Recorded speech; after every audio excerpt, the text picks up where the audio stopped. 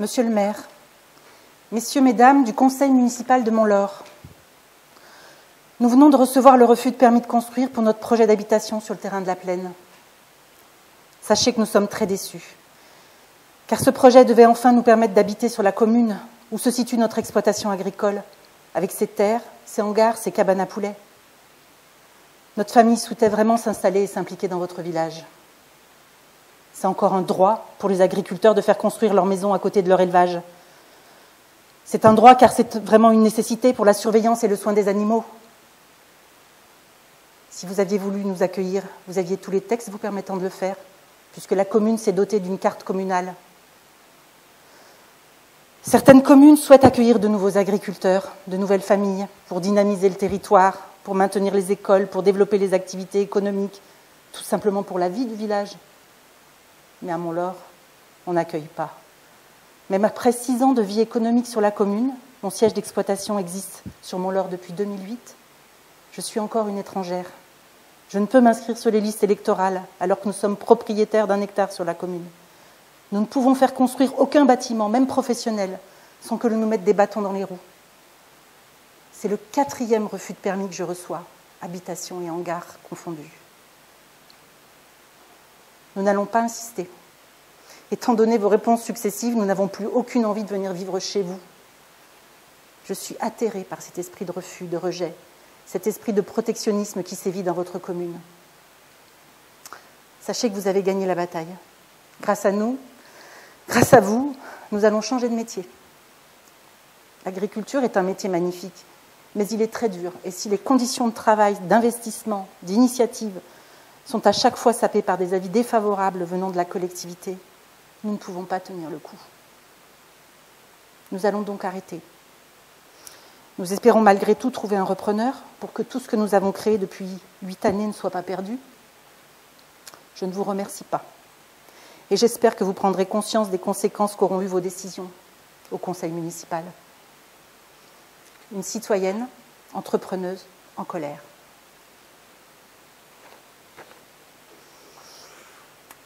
Bonjour, je m'appelle Caroline Dumas et comme vous avez pu le comprendre, j'ai été agricultrice pendant 8 ans. Je suis ingénieure agronome de formation. On n'est pas beaucoup de ma promo à avoir été agriculteur ou agricultrice. Je pense 2 ou 3 en fait, sur 80. En fait, en 90, quand je suis sortie de l'école, ce qu'on nous promettait, c'était plutôt c'était des bons emplois, 14 000 francs sortie d'école, donc 14 000 francs de SMIC et demi à l'époque, chez Danone, chez Nestlé. Et en fait, mes copains, ils ont fait ça. Danone, Nestlé, Sanofi, Carrefour. Il y en a qui sont directeurs de cliniques. Il y en a qui sont grands directeurs généraux de grosses assurances. Moi, je n'ai pas fait ce genre de carrière, non. J'avais pas envie de travailler dans le privé. En fait, j'avais pas envie. Mais mes copains, j'ai gardé quelques contacts. Là, il y a quelques mois, justement, il y en a un, le grand directeur général France d'une grande assurance. Là, il est à Paris et j'avais un petit déplacement et à Paris, je l'appelle et pour une fois, il est disponible. Donc, on décide de manger au resto. Ça faisait 20 ans qu'on ne s'était pas eu. On s'est reconnus, on avait l'impression qu'on n'avait pas changé. On a mangé, on a parlé de nos familles, de nos métiers. Il m'a dit que, lui, dans l'assurance, c'était compliqué quand même avec le réchauffement climatique. Il le voyait vraiment. Les tempêtes à répétition, les grêles. En fait, ça coûtait très cher. Ça coûtait tellement cher qu'en fait, ils avaient du mal à se réassurer. Et moi, à ce moment-là, on parle écologie, on parle changement climatique. Je dis, tu sais, moi, dernières élections, moi, j'ai voté LFI. Parce que franchement, je trouve que leur programme, il est plus écolo que les écolos. Et là, je vois mon Patrick devenir blanc, vert, et se mettre en colère, en fait. Et il me dit, s'ils prennent le pouvoir, il faudra leur couper la tête. Je l'ai pris un peu bizarrement, je vous avoue que ça a été assez violent. J'ai essayé de calmer le jeu, j'ai jamais eu vraiment tout le temps les mêmes avis que Patrick, mais là, c'était quand même... Après, quand on s'est quittés... Je me suis dit, mais qu'est-ce qui lui a provoqué ça? Pourquoi il a... En fait, ça lui fait peur, quoi. en fait, j'ai compris qu'il avait peur de ses idées.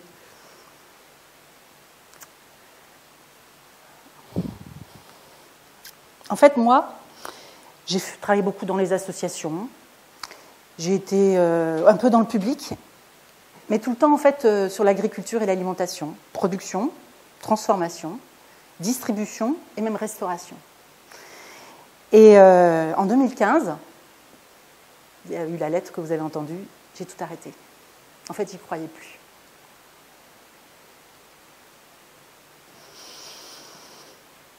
J'ai changé de secteur. Je suis allée travailler dans la culture. J'étais directrice d'une petite école de musique associative à Dieulefit, dans la Drôme, une petite ville de 3500 habitants, mais une belle école associative. Éducation populaire. Et là, en 2021, dans mon petit village de 3500 habitants, j'entends parler d'un groupe de travail démocratie alimentaire. Démocratie alimentaire. Moi, je n'avais jamais entendu ce mot-là. Ça me titillait quand même. Ça faisait 7-8 ans que j'avais lâché le monde agricole. Mais là, ce mot-là, il m'intriguait. Donc, je suis allée à cette réunion de ce groupe de travail, démocratie alimentaire. En fait, c'était à l'initiative d'une élue, qui était, parce qu'on venait d'avoir une mairie transition écologique, d'une élue, d'un agriculteur, un jeune maraîcher qui venait s'installer dans la région, et d'un géographe. Et donc, ils avaient mis en place ce groupe de travail pour les habitants. J'arrive dans la grande salle de notre halle culturelle, parce qu'on a une halle culturelle à Dieulefit. Et donc là, étaient réunis... on va jouer à la dinette ce soir. Des agriculteurs. Il y avait un maraîcher, un éleveur. Enfin, ils étaient 2-3. Il y avait une gérante de magasin bio. Il y avait un gars qui voulait monter un restaurant, une cantine populaire. Il y avait beaucoup de mangeurs, en fait. Parce que dans ces réunions-là, on les appelle les mangeurs. Les citoyens, en fait, qui veulent parler d'alimentation. Et donc moi, ce soir-là, j'étais plutôt là, parce qu'il n'y avait pas d'autres directeurs d'école de musique. Mais en fait, ça me faisait tout drôle de me retrouver avec des gens qui avaient fait de la restauration, qui avaient fait de la distribution et qui avaient fait de l'agriculture, en fait. Et alors, dans cette réunion, je découvre, en fait, un nouveau concept. Enfin, moi, j'en avais jamais entendu parler non plus. Le concept de sécurité sociale de l'alimentation. Je ne sais pas si parmi vous, vous en avez déjà entendu parler. Il y en a qui en ont déjà entendu parler ? Oui, quand même, quelques-uns. En 2021, moi, je vous promets que je n'avais jamais entendu ce terme-là. Et je repars, on bosse quand même, on bosse pendant 3 heures à discuter, réfléchir, quel projet on pourrait avoir sur le territoire. Et puis, une des conditions pour continuer à travailler dans ce groupe de travail, c'était qu'il fallait que tout le monde ait lu cette BD qui s'appelle « Encore des patates ». Je ne sais pas si vous connaissez, mais une jolie petite BD, en fait, qui a été éditée par le collectif de sécurité sociale de l'alimentation, qui existe depuis 2020-2021. Et donc, moi, je repars avec ma BD sous le bras, et puis je lis ça, et puis je regarde la conférence gesticulée de Mathieu Dalmet, qui s'appelle « De la fourche à la fourchette ». Non, l'inverse. C'est un peu compliqué comme titre, mais... Et là, en fait, moi, ça me met quand même une grosse claque parce que je comprends plein de choses que je n'avais pas entrevues. Pourtant, ça faisait 25 ans que j'avais bossé dans tous ces métiers. Mais là, je découvre en fait les coulisses de l'aide alimentaire. Vous verrez dans cette BD, c'est vraiment ça qu'on nous montre. Et en fait, là, je tombe des nues. En fait, l'aide alimentaire aujourd'hui, qui récupère les rebuts de l'agro-industrie, de l'agroalimentaire et de la grande distribution, les invendus, en fait, c'est défiscalisé. En fait, 60% de ce qu'ils donnent, c'est défiscalisé. Ils récupèrent 60% de cette valeur-là en réduction d'impôts. Ça, c'est la loi de 2016 anti-gaspillage. Vous parlez d'une loi anti-gaspillage, ça pousse à gaspiller, ça pousse à faire des surplus, parce que de toute façon, ils n'ont rien à perdre, ils vont défiscaliser quand ils le donnent aux pauvres. Mais le pire, c'est qu'il en faut des pauvres pour qu'on puisse leur donner à manger. Et là, le titre, juste pour que vous sachiez, ça vient du fait que pendant le Covid, il y a eu tellement de patates qui n'ont pas pu aller dans les restaurants pour les frites, qu'en fait, ça a été donné à l'aide alimentaire et qu'à l'aide alimentaire, il y avait des tonnes et des tonnes de patates. Et donc, toutes les fois où les gens allaient au Resto du Cœur ou à l'épicerie solidaire, eh ben, ils avaient des patates. Donc je découvre ça, et puis je découvre aussi qu'en fait, il y a plein d'agriculteurs, parce que quand même, que je vous dise, derrière le collectif national, il y a la Confédération paysanne, il y a l'Atelier paysan, il y a les Amis de la Conf, il y a les CIVAM, qui sont un groupe d'agriculteurs de développement agricole qui a plus de 60 ans, qui défendent l'agriculture paysanne. Et en fait, ces gens-là, ils en ont marre en fait, d'être pauvres pour nourrir les plus riches. Et il y a vraiment une prise de conscience de cet ordre-là. Et moi, j'ai une espèce de soulagement parce que je comprends des dégoûts que j'avais au fond de moi. En fait, pour vous tout dire, je ne pouvais plus aller au marché ou dans des magasins de producteurs et me dire « je vais sauver le monde en achetant ». J'y arrivais plus, en fait. J'avais l'impression que c'était réservé aux gens qui avaient les moyens, que c'était de plus en plus cher et que c'était de moins en moins accessible. Et j'avais quelque chose vraiment qui me tordait le bide. Et là, je comprends en fait qu'il y a vraiment tout un tas de gens qui n'acceptent plus cette situation. Et je vous assure que ça fait du bien et ça donne envie de nouveau retourner œuvrer pour ça. Et donc la sécurité sociale, moi en fait, en 2021, j'avais jamais creusé le truc. Qu'est-ce que ça vous fait penser à quoi, sécurité sociale? Quand on vous dit sécurité sociale, vous pensez à quoi?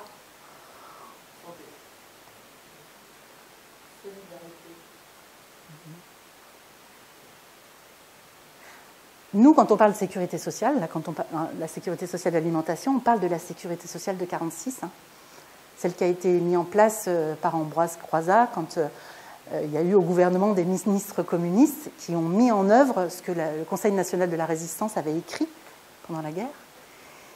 Et donc c'est une sécurité sociale en fait, qui est là pour abriter, préserver tous les habitants, tout le monde, des risques de la vie. Et c'est quoi les risques de la vie? C'est en effet la maladie, mais c'est aussi le chômage, quand on perd son emploi, et c'est la vieillesse, quand on ne peut plus travailler. Et donc, en fait, la sécurité sociale de l'époque, vraiment, était pour couvrir ces trois-là, c'est-à-dire la santé, le chômage et les pensions de retraite. Il y avait aussi la branche famille, qui est quand même très intéressante, qui était là, en fait, pour compenser le fait qu'on ne pouvait pas, en fait, à cette époque-là, après la guerre, il y a eu une interdiction de rehausser les salaires. Et pour contrer cette interdiction, Ambroise Croizat rajoute une branche famille pour les allocations familiales. Et en fait, dans les familles, ça procure presque un deuxième revenu, quelque part le revenu des femmes qui restent à la maison et qui s'occupent des enfants. Donc c'était quand même une grande victoire à cette époque-là. Et la force de la sécurité sociale de l'époque, c'est quand même que le financement de ça, c'est les cotisations. Et les cotisations, elles étaient gérées, les caisses, par les travailleurs. C'était 75% les travailleurs, les syndicats, et 25% les patrons. Bon, ça a vite changé, hein. Très vite ça a été 50-50, puis après ça a été détricoté. Maintenant vous savez qu'il y a beaucoup l'État, c'est en train d'être voté à l'Assemblée nationale. Mais à l'époque, toute la caisse, tous les sous provenaient des cotisations et étaient gérés par les travailleurs. C'était quand même sacrément révolutionnaire, non? En parlant de révolutionnaire, dans mon petit village de 3500 habitants, il y a 2 ans, on a créé une chorale révolutionnaire. Je vous en fais une petite, la révolte. Elle date de 1886. Ouvriers ou bien paysans, travailleurs de la terre de l'usine, nous sommes dès nos jeunes ans réduits au labeur qui nous mine, d'un bout du monde à l'autre bout. C'est nous qui créons l'abondance, c'est nous tous qui créons tout, et nous vivons dans l'indigence. Église, parlement, patriarcat, état, militarisme, patrons et gouvernants, débarrassons-nous du capitalisme, pressant est notre appel, donnons l'assaut au monde autoritaire, et d'un cœur fraternel, nous réaliserons l'idéal libertaire. Déshérités, soyons amis de pardon. Mettons un terme à nos tristes disputes, debout, ne soyons plus soumis, organisons la grande lutte, car nous ne voulons pas fléchir sous le joug qui courba nos pères, et nous voulons nous affranchir de ceux qui causent nos misères. Je m'arrête là.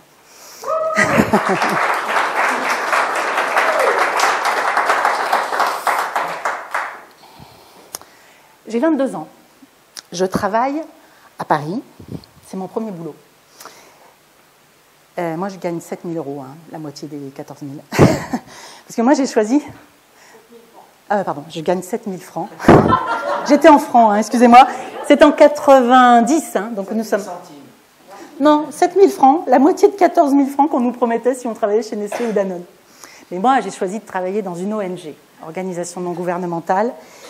Alors, c'est plutôt chouette. Je suis dans la cellule agriculture et je suis la seule à travailler sur la France, moi. Les autres, ils travaillent en Afrique, en Asie, en Amérique du Sud. Mais moi, je travaille sur la France. Et je suis responsable de l'Observatoire de l'innovation.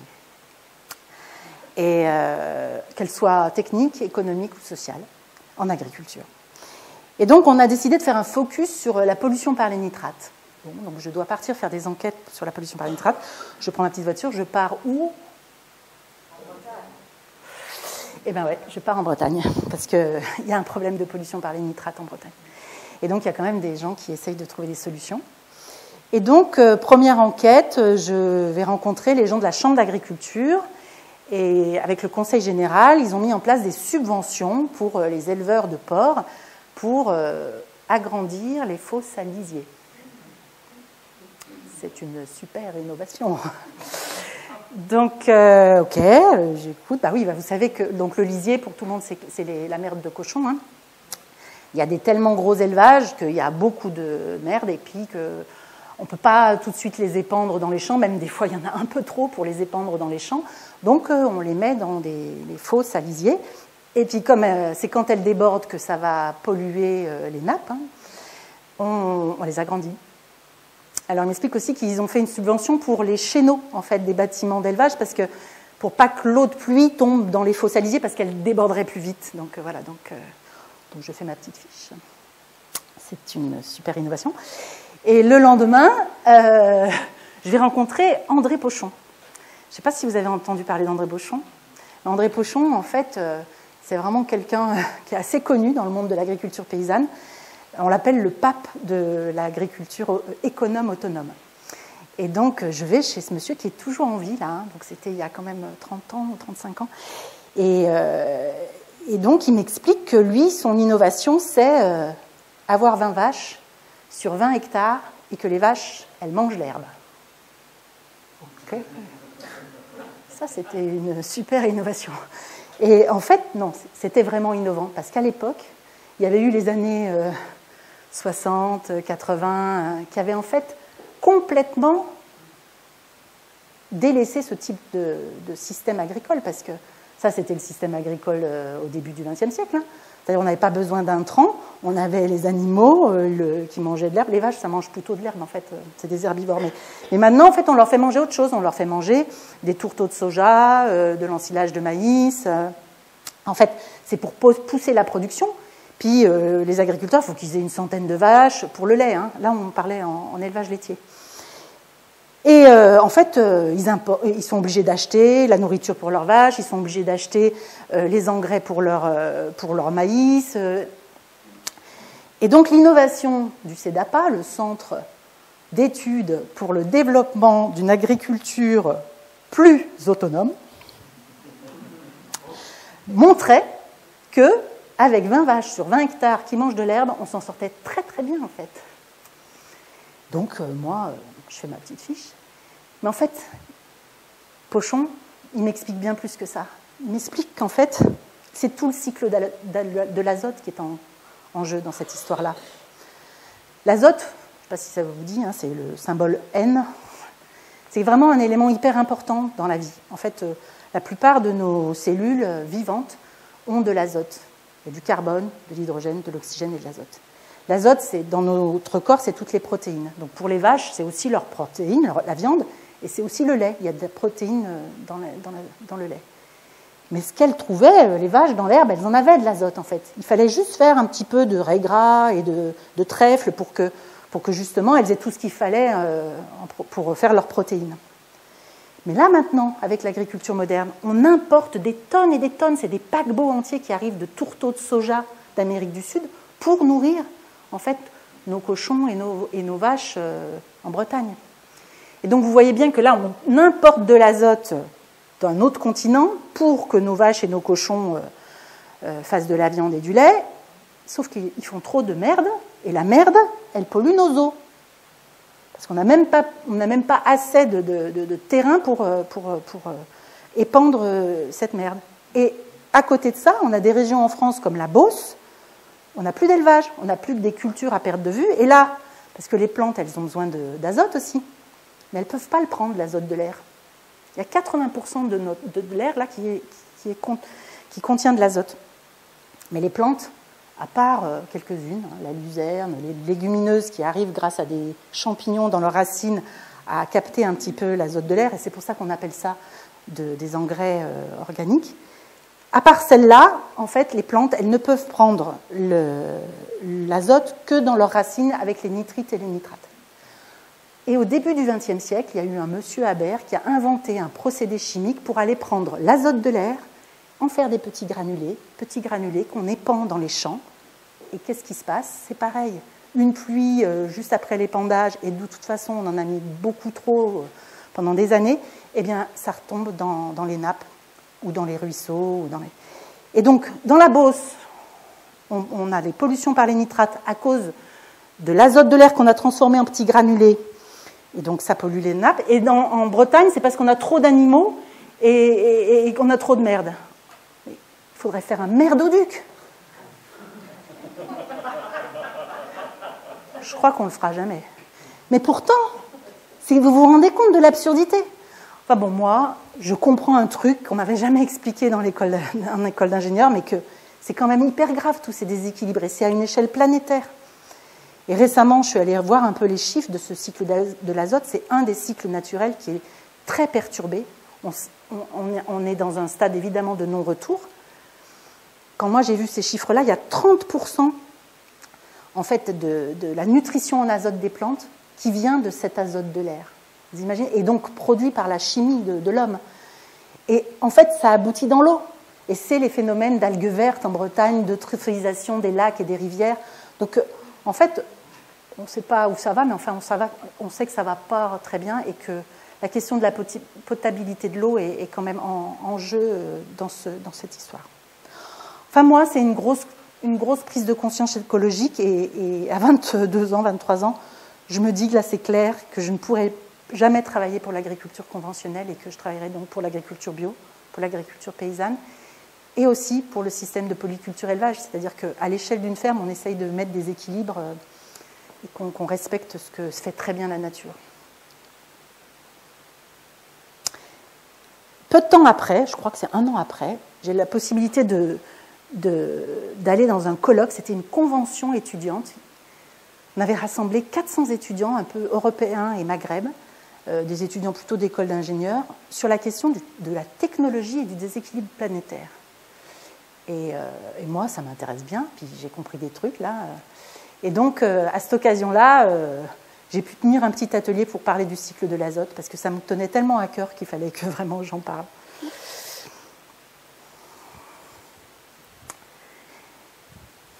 Ça me fait penser à un truc, tiens.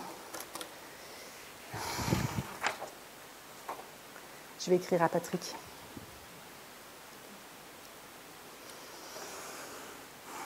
Cher Patrick, plus je réfléchis, plus je me dis qu'on nous formatait bien quand même dans notre école. On ne nous demandait pas vraiment d'avoir un esprit critique. Hein. Est-ce que tu te souviens du veau aux hormones? En 87-88, il y avait un vrai scandale, on entendait parler dans tous les journaux. Et un jour, il y a un copain dans l'amphi qui dit à notre prof de zootechnie, qu'est-ce que vous en pensez, vous, de vos hormones? Et là, Bozzolo, notre prof le plus charismatique de l'école, qui dit, ah, c'est que du battage médiatique, aucun fondement scientifique. Une femme qui mange, qui prend une pilule contraceptive, c'est comme si elle mangeait 1000 kilos de veau. Je me rappelle qu'à l'époque, je me suis dit, mais qu'est-ce que ça va faire dans la tête de tous ces ingénieurs agro? En fait, maintenant, on appelle ça la fabrique du doute.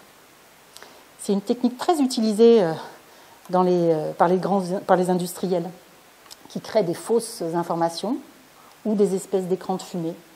Là, on était un peu dans un écran de fumée. Mais moi, je suis persuadée qu'il y en a encore dans notre promo qui pensent que c'était du buzz médiatique.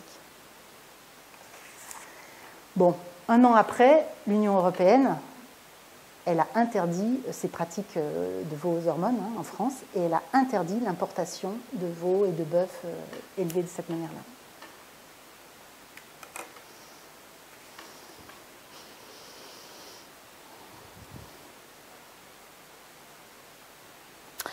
J'ai 29 ans, je suis à Toulouse et donc j'ai travaillé dans des associations bio avec des éleveurs, avec des agriculteurs.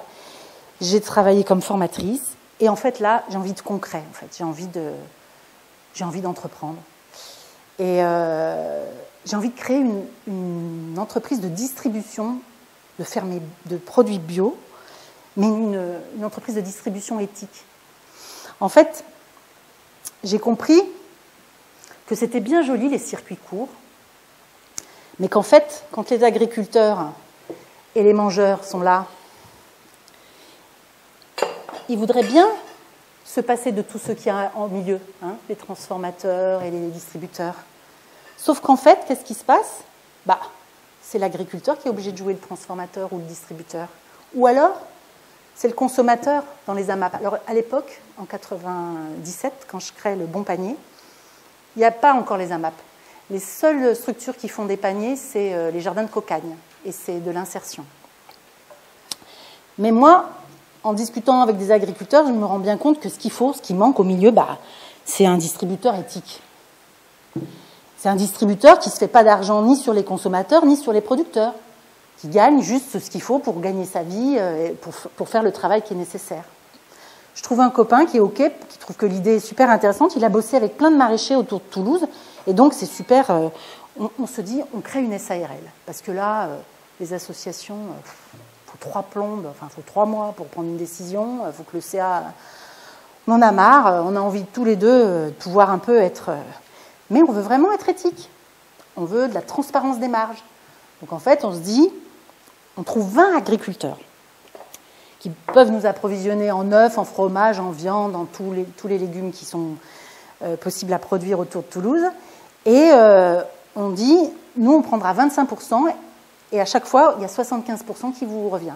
Et puis, tout le monde est au courant, les agriculteurs, les mangeurs. Puis, on a calculé, pour qu'on puisse se sortir 2 SMIC, en fait, nous deux, il faut qu'on ait 400 clients. Et du coup, avec 400 clients, on devrait s'en sortir, on devrait sortir les 2 SMIC. Ça marche super bien. Bon. C'est avant Internet, c'est en 97. Et donc, on fait ça par fax, par téléphone. Les gens commandent le vendredi. Les agriculteurs ont le temps de produire, quand c'est des yaourts, des fromages blancs, du pain. Et on livre, nous, le mercredi et le jeudi. Sauf qu'arrivé à 200 clients, en fait, on est obligé d'embaucher du monde. Parce qu'on n'y arrive pas, la logistique. Bon, on a trouvé des banques qui nous ont suivis. On a un camion frigo, on a une chambre froide à 10 degrés pour les légumes, à 4 degrés pour la viande et le fromage. On a un grand local de 80 mètres carrés. Mais en fait, la logistique est telle. Et puis, alors les agriculteurs nous livrent le mardi, donc déjà, nous, on n'a pas à aller chercher les produits. Mais nous, on va livrer à domicile. On ne s'en sort pas, il faut qu'on embauche. Et en fait... Ce que je ne vous ai pas dit, c'est que pour que ça soit éthique, on n'a pas créé une association pour gérer l'entreprise de distribution, mais en fait, on a créé une association quand même à côté qui s'appelait Ville Campagne, un lien vital. Et là, en fait, quelque part, maintenant, je me dis ce qu'on rêvait de faire, c'était de la démocratie alimentaire, parce que dans cette association, il y avait les producteurs, le distributeur et les mangeurs, Et puis, ce qu'on faisait, en fait, ce qu'on a réussi à faire, c'était de l'éducation populaire. En fait, on allait visiter les fermes, on faisait des conférences. Enfin, il y avait vraiment une interconnaissance, les gens se connaissaient mieux. Et par contre, on n'a pas réussi à ce qu'il y ait de la gouvernance partagée. Quand nous, on a sonné l'alerte, quand on a dit on ne peut plus s'en sortir. Parce qu'au bout de 2 ans, on avait remboursé tous nos emprunts et les banques ne nous suivaient plus. Et ça, c'est un truc que j'ai appris après. En fait, quand on a une entreprise, il faut toujours être endetté, parce que sinon, les entreprises, elles ne vous suivent plus.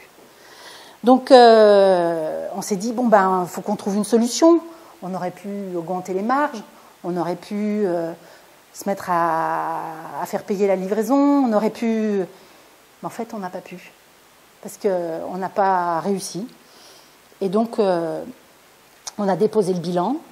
À un moment donné, moi, j'espérais qu'il y en avait un qui jouerait le rôle du distributeur, ce que j'espérais pas au début, mais finalement, il s'est dégonflé. Et donc, tout ce qu'on a fait, ça a été terminé. Et c'est une expérience dure pour moi parce qu'on a laissé des dettes à nos fournisseurs, qui étaient les agriculteurs. Pas des grosses dettes, mais quand même, c'est pas une fierté pour moi. 99, on dépose le bilan, je suis enceinte. Et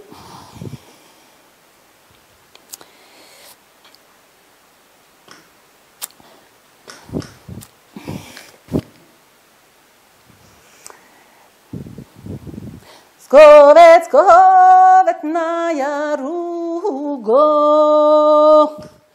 kono fatmo re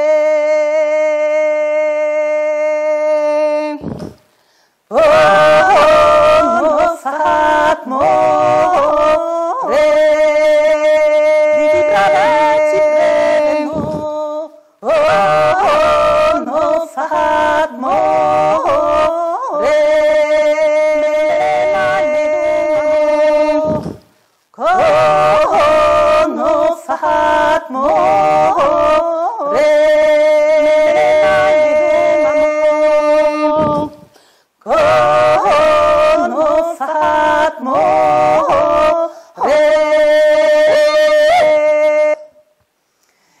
C'est un chant albanais.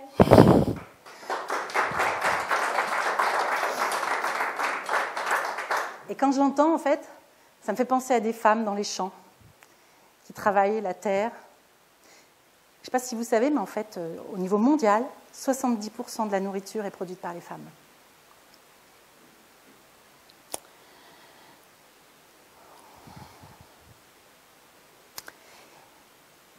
J'ai 32 ans. J'arrive dans la Drôme. J'ai trouvé du boulot dans la Drôme. J'arrive avec mon bébé sous le bras et le papa avec. Et je suis embauchée par Corabio, la coordination régionale de l'agriculture biologique. Alors, ce n'est pas du tout un truc d'État ou de la région.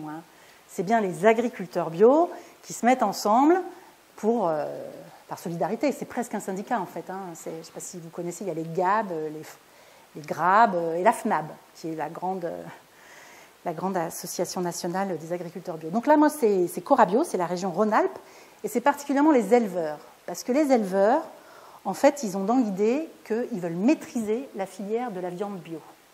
Et donc, ils ont besoin d'une coordinatrice, de quelqu'un qui va les aider. Donc l'idée, c'est que, encore une fois, dans la filière, ce soit les agriculteurs bio. Alors, ils savent qu'ils ne vont pas vendre leur viande. Je vais vous parler de la filière agneau, parce que c'est l'agneau bio qu'on a d'abord travaillé. En fait, ce qui se passe, c'est qu'il y a toujours plein de gens au milieu. Donc, dans une filière... je vous mets les abattoirs. Je vous mets les bouchers, les magasins bio, et puis la grande distribution. Et donc... ce que les éleveurs avaient envie, c'était de décider eux-mêmes combien ils allaient vendre leur agneau bio au magasin bio, que ce soit les bouchers, le magasin spécialisé ou la grande distribution. Et pour ça, il fallait avoir avec eux, ceux qui abattaient, découpaient et mettaient en barquette, il fallait avoir des arrangements. Mais l'enjeu, il était quand même important. Hein. Moi, j'ai calculé, il devait y avoir à l'époque une centaine d'éleveurs d'agneaux qui avaient à peu près 300 brebis chacun. Bon, on va arrondir, ils font 300 agneaux par an. Un agneau, ça fait 18 kilos. À l'époque, j'ai regardé, ça se vendait 5 € le kilo. On était déjà dans l'euro. Et donc, ça revenait à plus de 2 millions d'euros, en fait, cette histoire-là. La filière, juste les agneaux bio, en Rhône-Alpes. Hein. Vous comprenez l'enjeu. Et donc, moi, ce qu'on avait décidé avec les éleveurs, là, c'était qu'on allait aller voir les bouchers, on allait voir les magasins bio, on allait voir les grandes distributions pour savoir combien ils voulaient de carcasses, combien ils voulaient... Voilà, puis faire les calendriers, enfin, organiser tout ça pour qu'ensemble, tous les agriculteurs, les éleveurs bio, puissent vendre leurs agneaux bio en maîtrisant la filière. Et pour ça, il fallait que l'abattoir soit avec nous. Donc, a priori, quand ils ont créé cet emploi, les abattoirs avaient dit oui. Mais la première fois qu'on est allé les voir, ça ne s'est pas passé comme ça.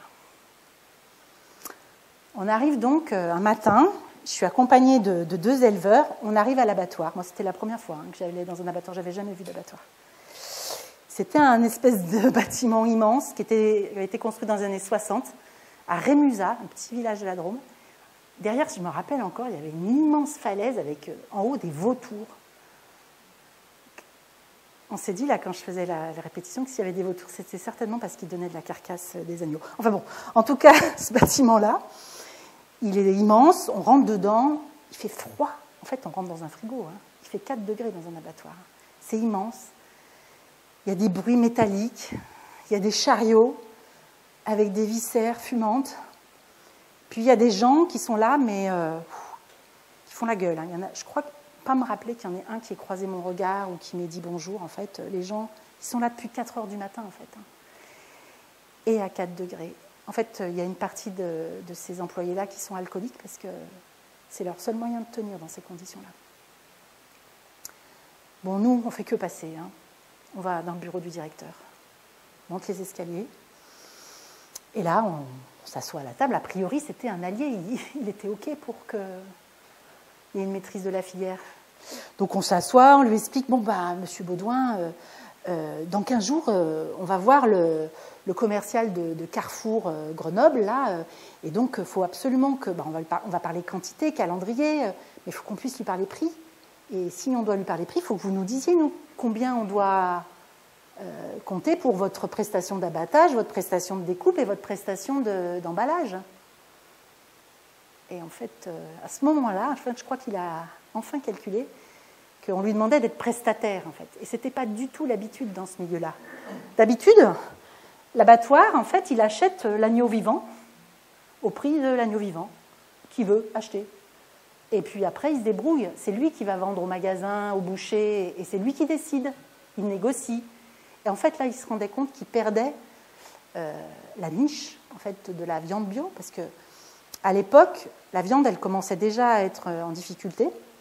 Et par contre, tout ce qui était alimentation bio, c'était une croissance à 2 chiffres. Et donc, ils espéraient, quelque part, peut-être sauver l'outil de production grâce à cette niche de la viande bio. Bon, en tout cas, quand on est sorti de cette réunion, on a compris que c'était foutu. Parce que, d'abord, des abattoirs de cette taille-là, il n'y en a pas beaucoup. Que beaucoup d'éleveurs, en fait, avaient besoin de cet abattoir-là pour amener leurs agneaux. Et que si lui, il n'avait pas voulu, il y avait de fortes chances que même celui qui était à 200 km ne veuille pas non plus. En tout cas, ma mission a été terminée quelques semaines qui ont suivi, parce que c'était une mission impossible. Les agriculteurs bio ne pourraient pas maîtriser la filière. Mais ça ne se serait pas passé comme ça si la sécurité sociale de l'alimentation existait. Et on verra ça plus tard, je vous montrerai.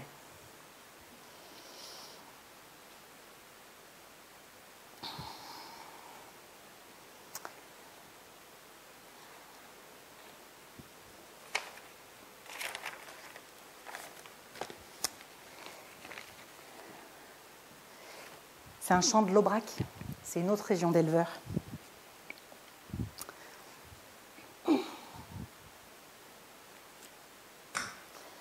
Se montagnol sabem l'independenzo, abem, mai la guardarem, sia padere en fremso, notre si regnarem, sia padere en fremso, notre si regnarem. Nostre sol mestre sa quel che fa naiser, lu blat l'automne e l'erba lu printens, lu pregan che nos laisse,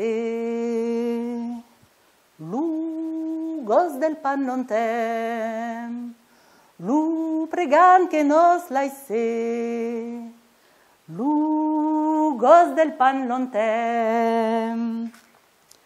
De montagnol sabem n'independenzo, abem, mai la guardarem, sia padere en fremso, notre si regnarem, sia padere en fremso, notre si regnarem. Nostre sol mestre sa quel che fa naiser, lu blat l'automne l'erba lu printens, lu pregan che nos laisse, lu gos del pan non tem, lu pregan che nos laisse, lu gos del pan non tem.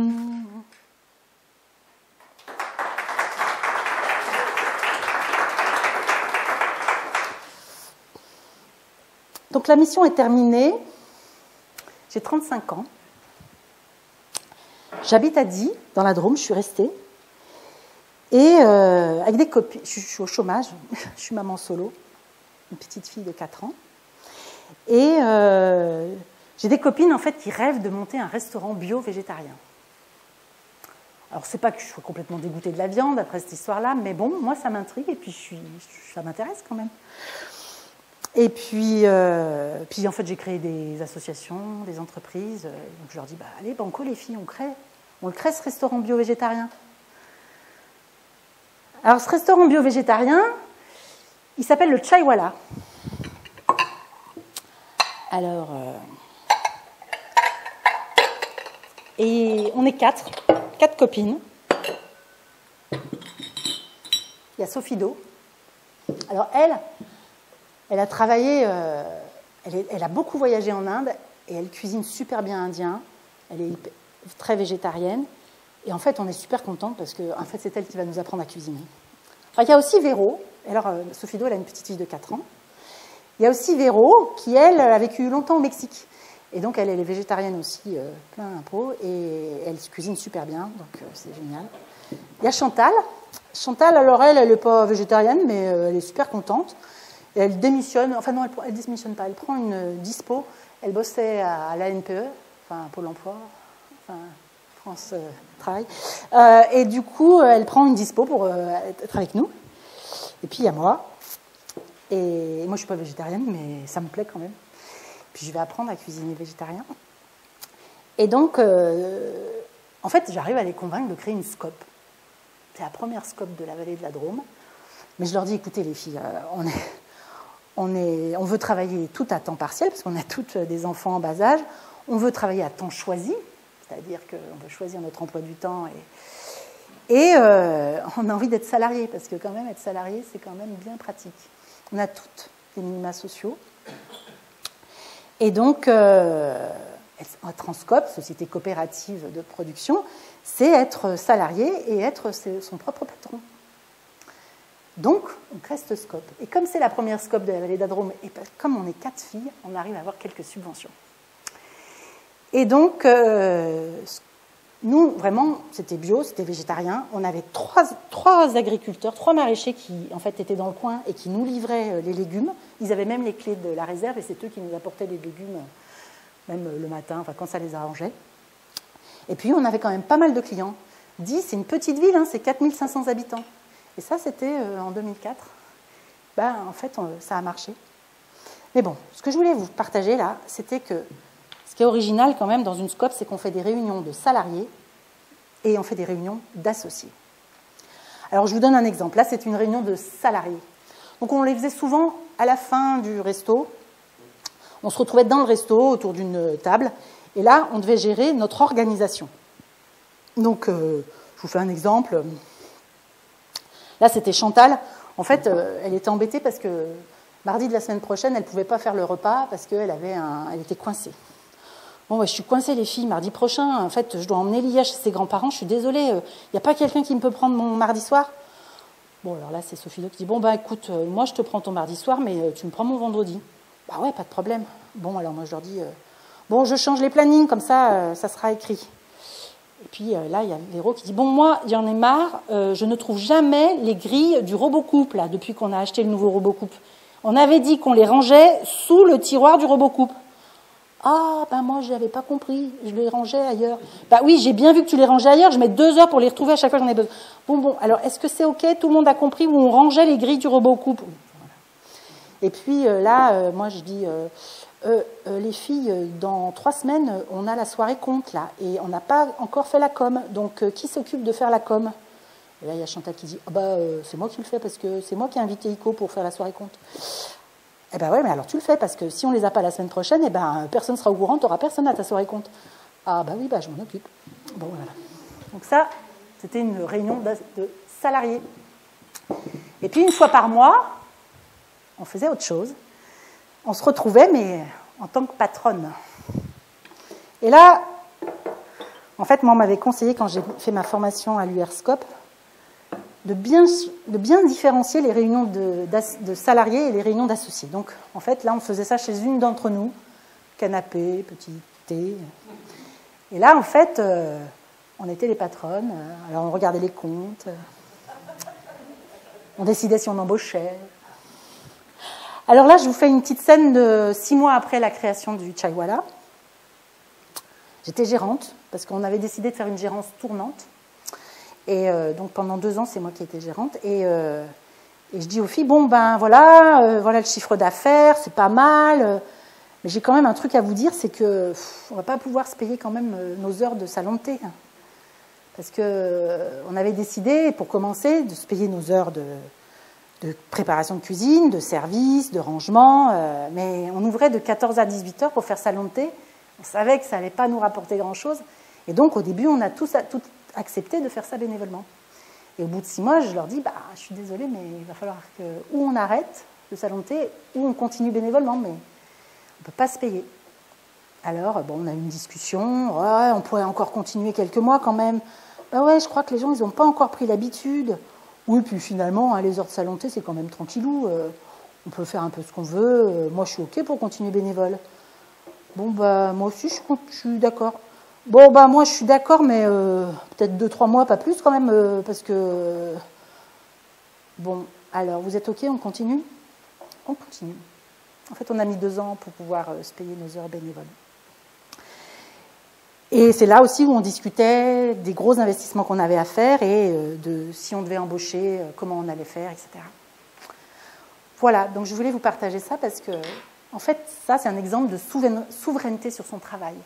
Et en fait, moi, je crois que depuis toujours, ça a été super important pour moi d'avoir de la souveraineté sur mon travail. Ce qui s'est passé, c'est que le Chaiwala, ça a duré 10 ans, sous la forme de SCOP. C'est pas mal quand même. Hein. Il y a eu une dizaine d'associés salariés. Mais moi, en fait, au bout de 2 ans, je m'en sortais pas. On se payait 450 € par mois, parce qu'on ne travaillait pas non plus à temps plein, hein, on se payait le SMIC. Et moi, j'avais un loyer de 531 €, je me rappelle encore du chiffre. Je faisais bien chambre d'hôte l'été pour m'en sortir et faire rentrer un peu des sous, mais en fait, un jour, j'ai dit aux filles, je suis désolée, mais là, il va falloir que je trouve un boulot, je ne m'en sors pas. Et donc, j'ai dû chercher du boulot. Mais si la sécurité sociale de l'alimentation avait existé, ça ne se serait pas passé comme ça.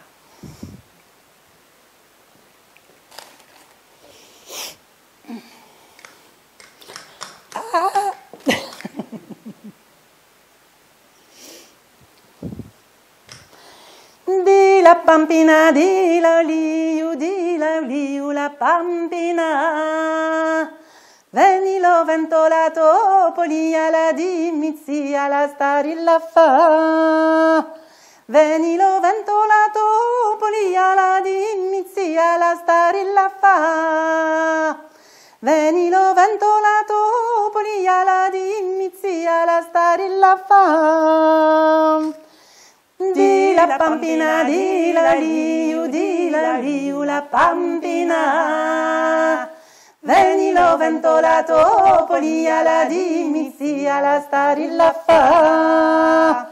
Venilo ventolato, poli alla dimizzi alla starilla fa. Venilo ventolato, poli alla dimizzi alla starilla fa. Di la pampina, di la liu, la pampina. Venilo ventolato, poli alla dimizzi alla starilla fa. Venilo ventolato, poli alla dimizzi alla starilla fa. Venilo ventolato, poli alla dimizzi alla starilla fa. Vous avez entendu les filles du Chaiwala?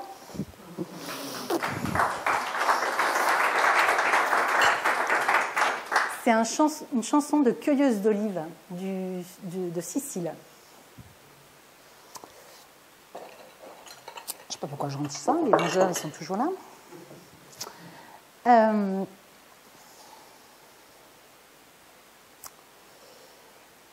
Du coup, je cherche du boulot. Je n'ai pas cherché très longtemps en fait. Adi, le milieu bio, on se connaît peut-être un peu, on se connaît tous un peu. Et là, un jour, je reçois un coup de fil du directeur du CFPPA. Je ne sais pas si vous connaissez ça, Centre de formation et de promotion agricole. En fait, c'est là où on forme les agriculteurs, soit quand ils veulent se spécialiser, soit aussi pour s'installer. Et là, il m'appelle, j'en reviens toujours pas en fait, il m'appelle pour créer le premier BPREA bio, brevet professionnel de responsable d'exploitation agricole.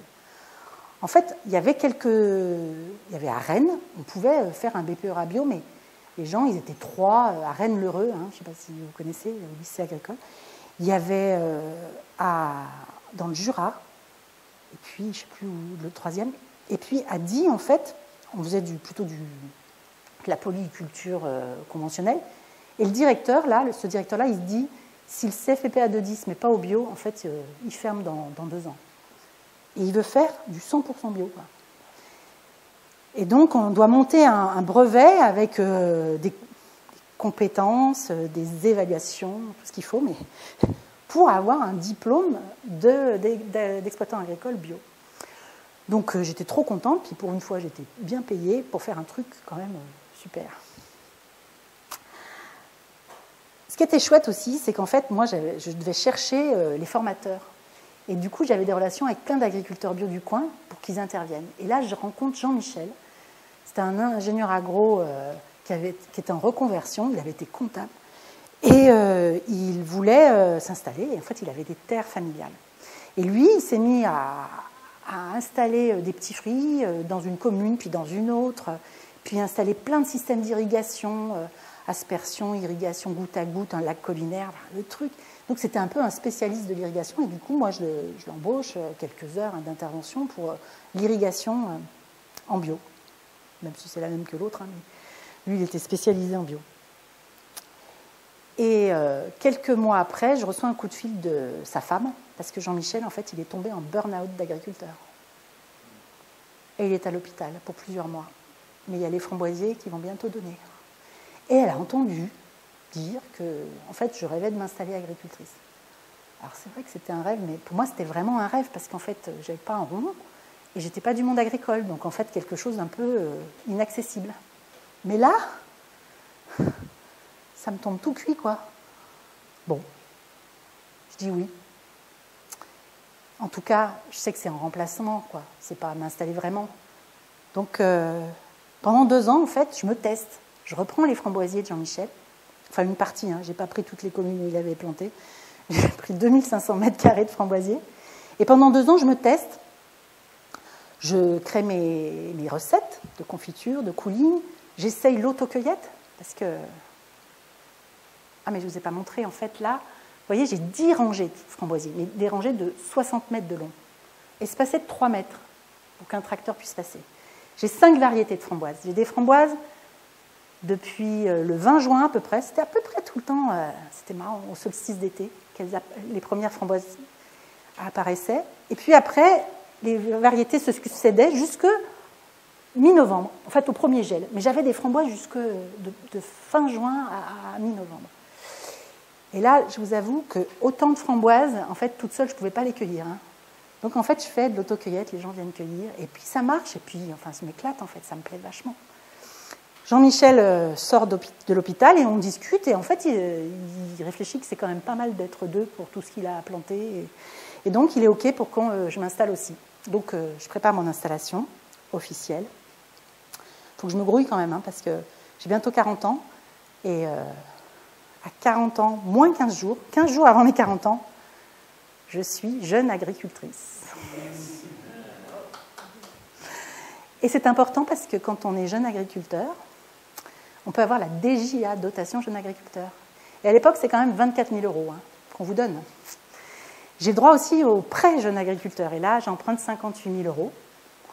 Et comme ça, je peux m'acheter un tracteur, je peux construire mon labo de transfo, je peux construire mes cabanes à poulets, parce que vous vous rappelez, polyculture élevage, hein, mes cabanes à poulets et ma poussinière pour élever mes petits poussins, parce que j'achète les poussins d'un jour. Et donc, voilà, et c'est super. Ce qui est chouette aussi, c'est qu'en fait, moi, je vends à la ferme, pendant l'autocueillette, mais je vends aussi à des magasins, et je vends à un super truc. Bon, il n'y a plus le bon panier, mais il y a la cyclacarline. Et la cyclacarline, c'est un truc quand même assez exceptionnel.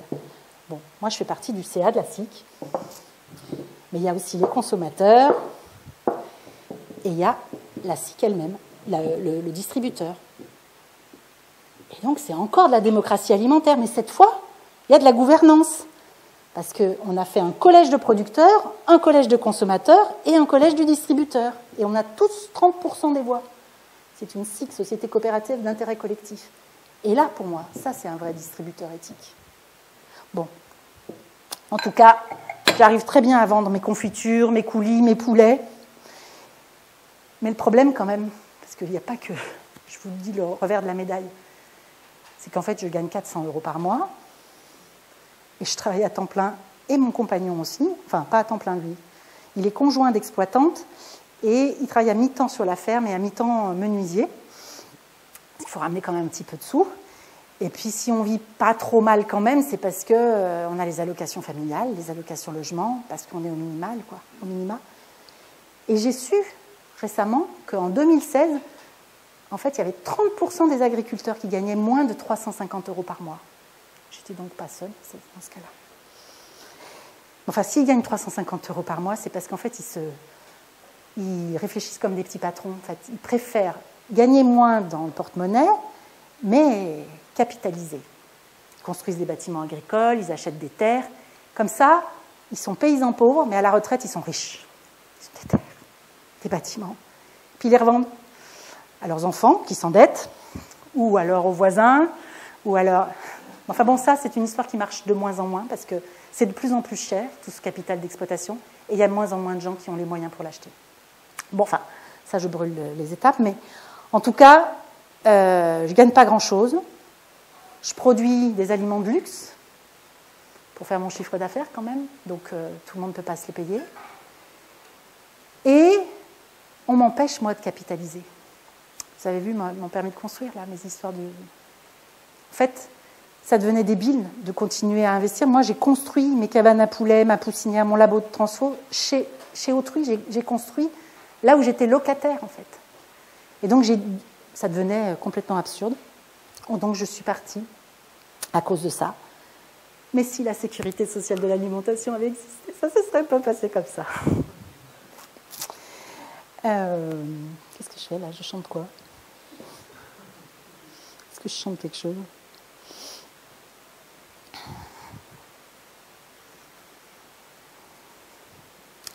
Je chante pas quelque chose, j'écris à Patrick.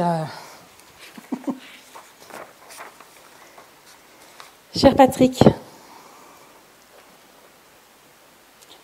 est-ce que tu as entendu parler de ces 6 étudiants qu'on appelle les déserteurs d'AgroParisTech? Ils ont fait un discours incroyable. Tu te rends compte? Pendant la remise de leur diplôme, devant tout l'amphi rempli de profs et d'étudiants. Moi, quand je les ai entendus pour la première fois, j'en ai pleuré.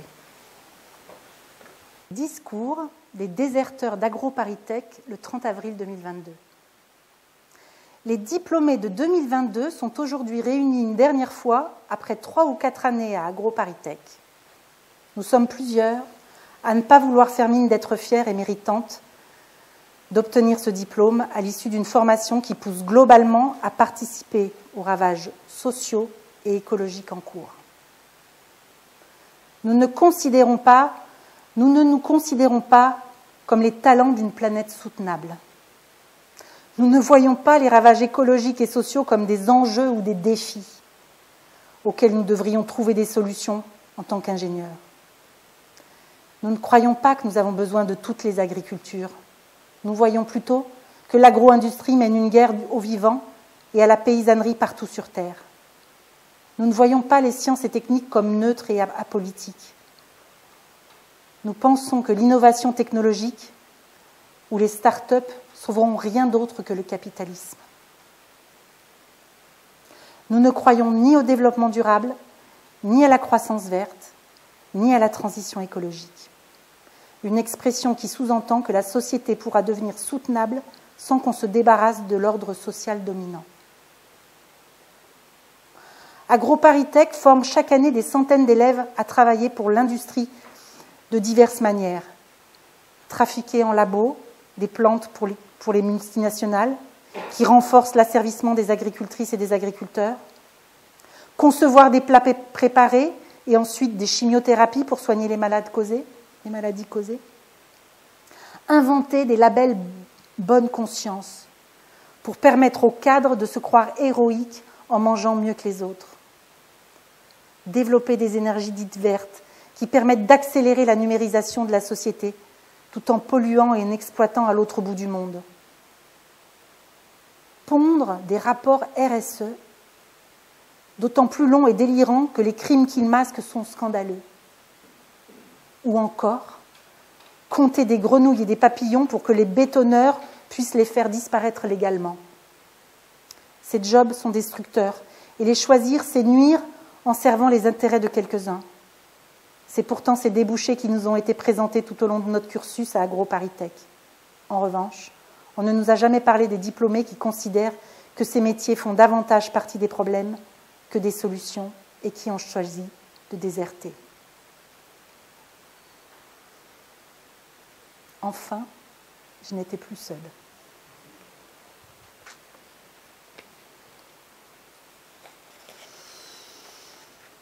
Alors, je vous raconte qu'est-ce qui se passe quand il y a une sécurité sociale de l'alimentation. Alors voilà. Donc, ça y est, vous les connaissez bien. Hein. Là, il y a les mangeurs, là, il y a les agriculteurs, là, les magasins, les distributeurs. Alors, là, c'est les restaurants, ça. Puis ça, c'est les cantines. Parce qu'il y a les cantines aussi. Et puis, ça c'est la grande distribution. Et puis là, il y a les abattoirs. Et puis, il y a les moulins, il y a les conserveries, enfin bon, tout ce qui transforme, quoi, la production agricole. Tadam! Et là, c'est la caisse de sécurité sociale de l'alimentation. Alors, il nous manque les travailleurs. Bon, alors, je vais les mettre un peu partout, hein, mais là, vous voyez, par exemple, c'est les... Ah ben non, là, c'est... Ça, c'est les travailleurs de l'abattoir. Et puis ça, c'est les filles du chai. Vous vous rappelez? Je les mets autour du restaurant. Voilà. Bon, c'est un peu un gros bordel, hein, mais c'est un peu ça la filière, en fait. Donc, Et puis, alors, ce qui est terrible, c'est que vous ne voyez pas ce que je vois moi. Parce que je pense que c'est beaucoup plus... Bon, enfin, c'est pas grave. La prochaine fois, je mettrai une GoPro, une projection, que vous verrez dessus. Donc alors ça c'est les sous. Oh, j'ai trouvé ça, c'est le riz. Donc ça, en fait, c'est quand on travaille, on a des salaires. Est-ce que ça va couler? Ça va pas couler? Si, ça coule. Il y a des miettes un peu partout. Mais bon. Ça coule pas. Ouais, je trouve un autre truc mieux là. Donc vous voyez, ça c'est les salaires. Bon, voilà, donc tous les travailleurs, ils ont un salaire.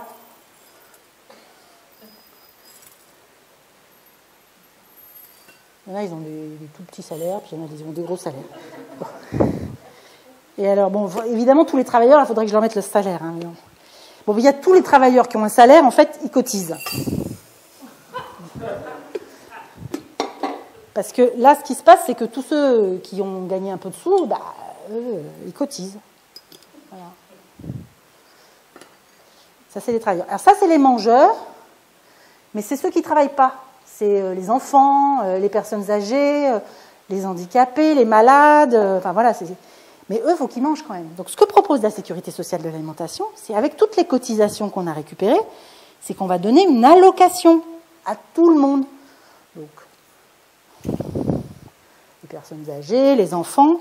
Et alors là, la Sécurité sociale de l'alimentation, telle qu'elle est aujourd'hui réfléchie, on se dit qu'en fait, une allocation de 150 € par mois, ça pourrait permettre de se nourrir, enfin en tout cas d'aider tout le monde à se nourrir correctement dans des magasins conventionnés. Bon, alors les travailleurs, ils ont cotisé, mais ils ont droit à leur allocation aussi. Hein.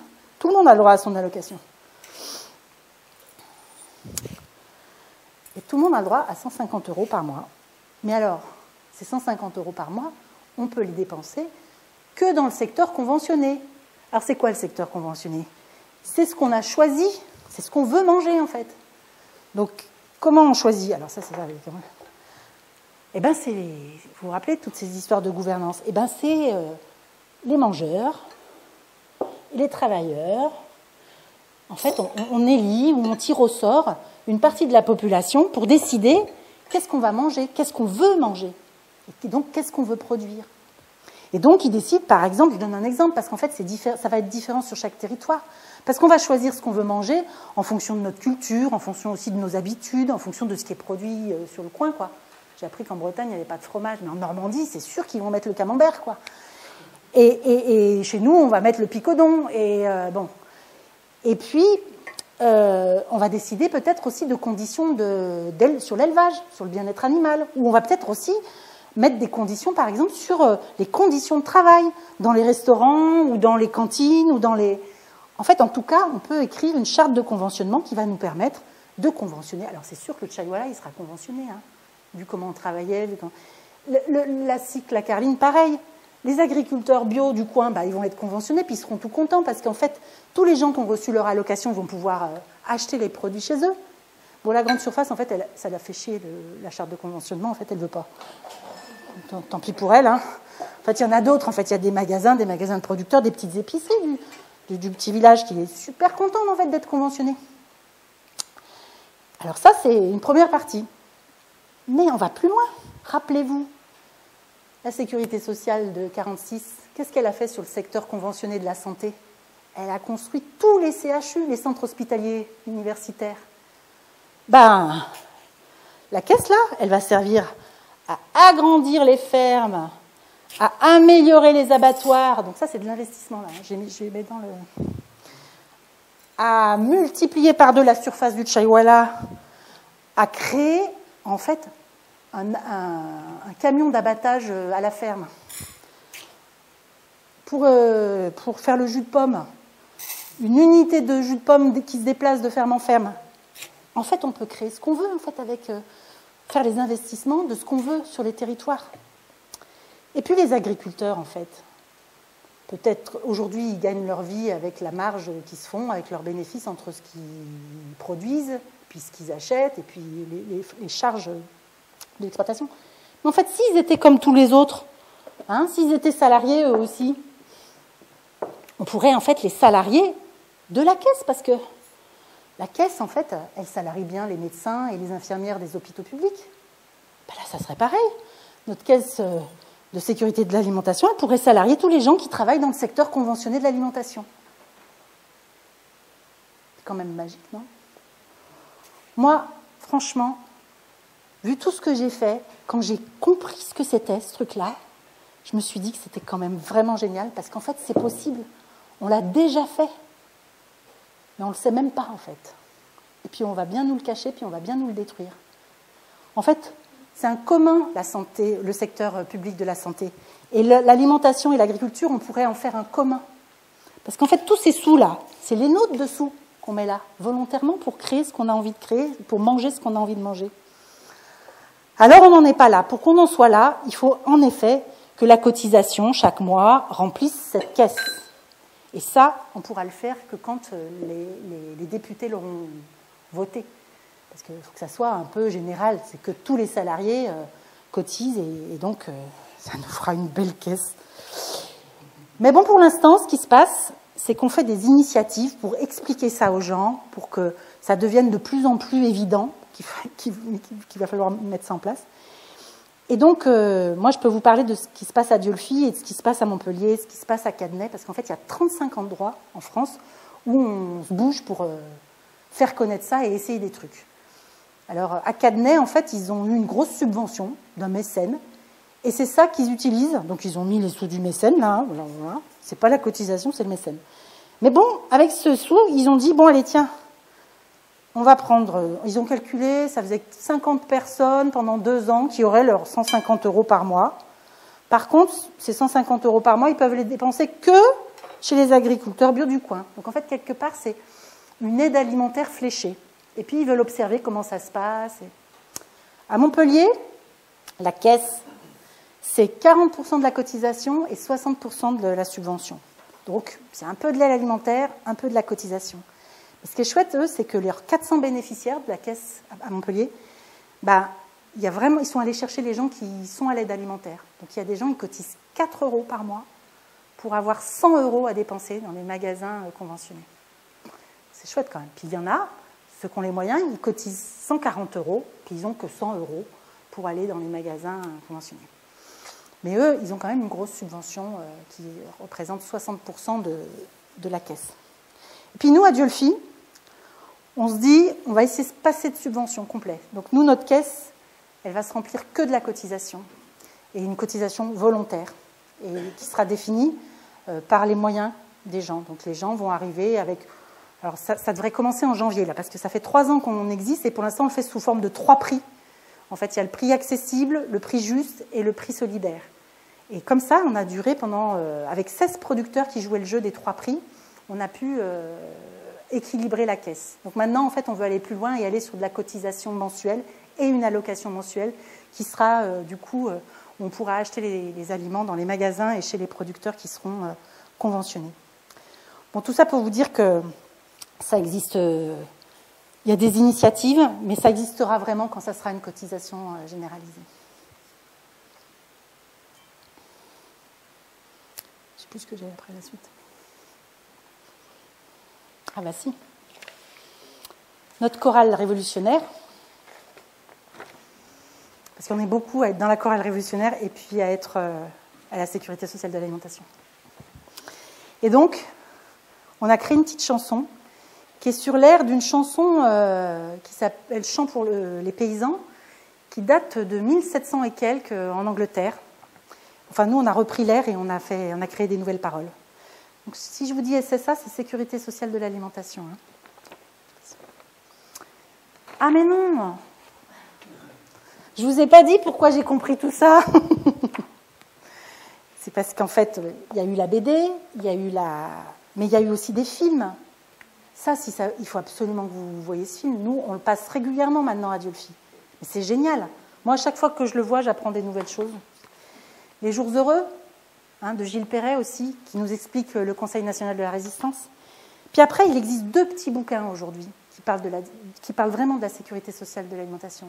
Régime général, de Laura Petersol et Kevin Sertenay, et de la démocratie dans nos assiettes, construire une sécurité sociale de l'alimentation, de Sarah Cohen et Tanguy Martin. Je vous les conseille.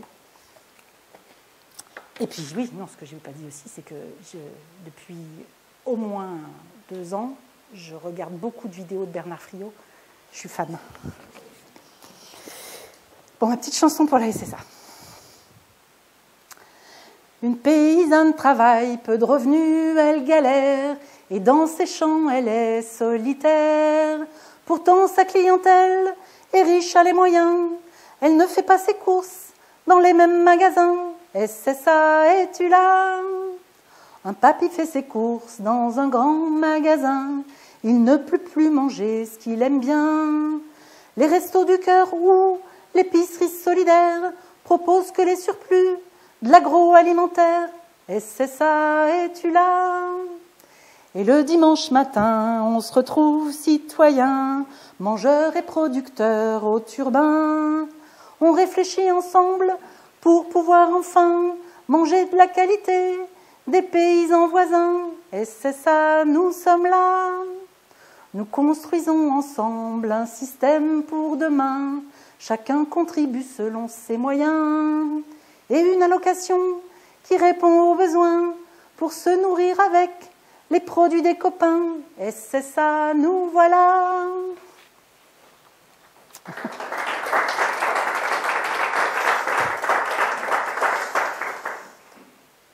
Alors en fait, moi je me suis politisée assez tard. Je ne suis pas née dans une famille où on parlait politique. Il y a plutôt un papa qui votait à droite, une maman qui votait à gauche, mais bon, un peu à la tête du client. Et en fait, pour vous dire même, c'est assez tard ma politisation, parce qu'en 2004, il y a des copains qui me proposent de me présenter au cantonal en tant qu'écolo, quoi. Et du coup, on crée une liste citoyenneté, écologie, solidarité. On est soutenu par les Verts, mais moi, je dis et je répète, je ne suis ni de droite ni de gauche. Je reviens de loin quand même. Et du coup, ben maintenant, là, ce que je comprends, en fait, c'est que je suis communiste, en fait, depuis toujours. Parce qu'en fait, moi, ce qui m'intéresse, c'est les communs. En fait, ça fait pas très longtemps que j'ai compris que communiste, ça venait de commun. Et enfin, ça me semble évident maintenant. Tout ce que j'ai fait, tout ce que j'ai souhaité, c'était pour qu'ensemble on construise des choses pour nous tous, quoi. Et aussi, ce que j'ai compris, c'est que la propriété et le capitalisme, c'est 2 choses sur lesquelles on doit lutter, qui nous empêchent en fait d'avancer et de redistribuer les choses, et que même la population vive bien dans des bonnes conditions. Et ce que j'aime dans la sécurité sociale de l'alimentation, c'est qu'on se base sur tous ces champs-là. Parce que ce que je ne vous ai pas dit, c'est qu'à un moment donné, avec ces sous-là, ben on va pouvoir les acheter, les terres aussi. Et elles seront à nous tous. Moi, je travaille à Terre de Liens aujourd'hui. Et Terre de Liens, ben on fait ça.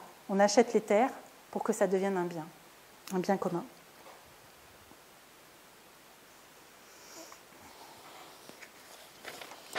J'ai fini par réussir à l'écrire, ma lettre à Patrick.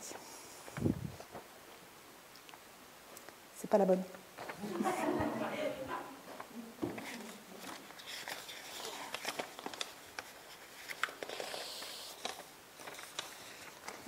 Ok.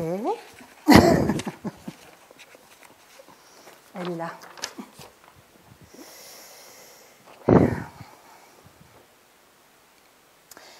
Cher Patrick, nous nous sommes quittés bien bizarrement la dernière fois que l'on s'est vus. Je ne m'attendais pas à tant de violence de ta part quand je t'ai dit que je votais pour la France insoumise.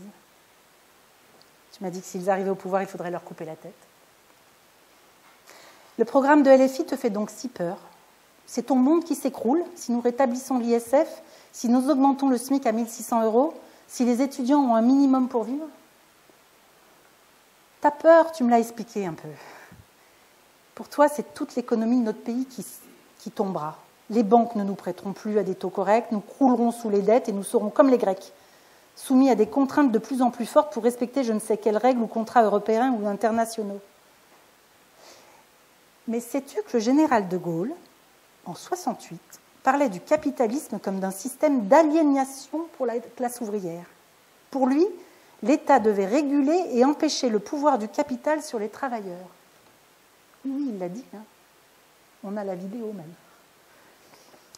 Comment notre époque, ce système, a-t-il pu effacer les idées et les solutions trouvées après la guerre pour construire une société plus juste, où la cotisation permettait de sécuriser des secteurs entiers considérés d'intérêt général, comme la santé, l'énergie, l'éducation, les transports, pour le bien de l'ensemble de la population. Comment a-t-on pu oublier ce que cela a produit en son temps? La France avait le meilleur système médical, les meilleurs hôpitaux, les meilleurs spécialistes. Quand je t'ai dit le salaire auquel Terre de Liens venait de m'embaucher, tu n'en revenais pas. Je gagne ce que ta fille gagne dans son premier job dans une start-up informatique à Paris. Ben oui. Mais moi, je ne veux pas que des capitalistes se fassent du fric sur mon dos, même s'ils me payent bien. C'est une histoire de dignité, de sens que je veux donner à mon travail. Finalement, ma force de travail, c'est le seul bien que je possède vraiment. En fait, j'ai compris que j'étais une prolétaire. Je me suis sentie longtemps une entrepreneuse. Maintenant, je veux changer de camp et employer d'autres mots pour lutter contre le capitalisme. Mon envie d'entreprendre, d'inventer des nouvelles formes d'organisation, je veux les mettre au service des communs. Je ne veux plus travailler avec les règles du capitalisme. Ces règles, elles ne sont pas faites pour moi et elles ne sont pas faites pour l'intérêt général. Elles sont faites pour la maximisation du profit. Et maintenant, je pense qu'il est naïf, pour ne pas dire idiot, de croire que nous pouvons changer les choses en restant inscrits dans ces règles. Construisons à côté un système qui tourne, et il est possible que le capitalisme se délite petit à petit. Peut-être que l'exploitation des hommes et de la nature ne sera plus acceptée. En fait, les idées humanistes de partage, de coopération, de non-concurrence qui m'ont accompagnée pendant ma vie professionnelle sont celles du communisme. Pas le communisme du PC, mais un communisme avec un grand C, qui construit et défend les communs et qui va en construire de nouveaux. La terre agricole devrait devenir un bien commun. C'est pour ça que je travaille à Terre de Liens aujourd'hui. Et plus encore, c'est tout le secteur agricole et agroalimentaire qui devrait être socialisé. Avec une sécurité sociale de l'alimentation, lui il n'est pas au courant, donc je vous raconte. Avec une sécurité sociale de l'alimentation, nous pourrions sortir de la loi de l'offre et du marché, orienter l'agriculture vers le respect de l'environnement et du vivant, et offrir un vrai droit à l'alimentation pour tous, et payer dignement tous les acteurs de la filière pour qu'ils vivent de leur travail. Enfin, si ça t'intéresse, viens me voir jouer ma conférence gesticulée, je raconte comment ça pourrait marcher. Macron nous promet une 3e révolution agricole. Je ne sais pas si vous en avez entendu parler. Robotique, génétique, numérique. Cette agriculture va nous emmener vers la catastrophe. Cela continuera à rendre les agriculteurs de plus en plus dépendants de l'énergie, de la chimie, des biotechnologies et des GAFAM. Par contre, c'est certain, cela contribuera à bien faire tourner le capitalisme.